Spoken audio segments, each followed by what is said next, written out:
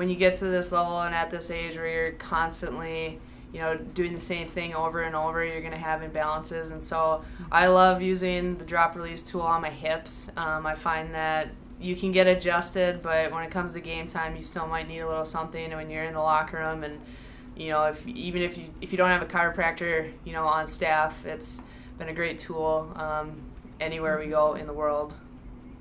Dr. Housen's given us the tools to use it on each other, and so we've done it to each other to help us perform at the top level possible. So it's been a huge help to us.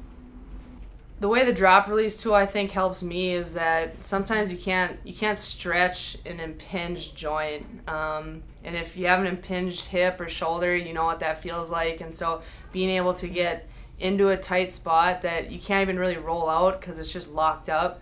It's hard to stretch something that isn't going to stretch because it's just locked in that joint. And so being able to get that release and then stretch it and then get a little bit deeper with a roller, I've found to be more effective than just trying to hammer at something that just isn't released yet.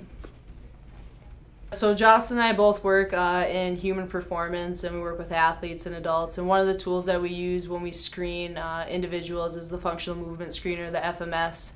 And sometimes you'll see individuals that have a decrease in mobility, and you're not sure if it might be a tightness or a functionality discrepancy. And so the drop release could be another tool to use where you might think it could be a mobility issue that an individual has, and if you have the ability and know how to use the drop release, that could possibly help with that mobility issue with that individual.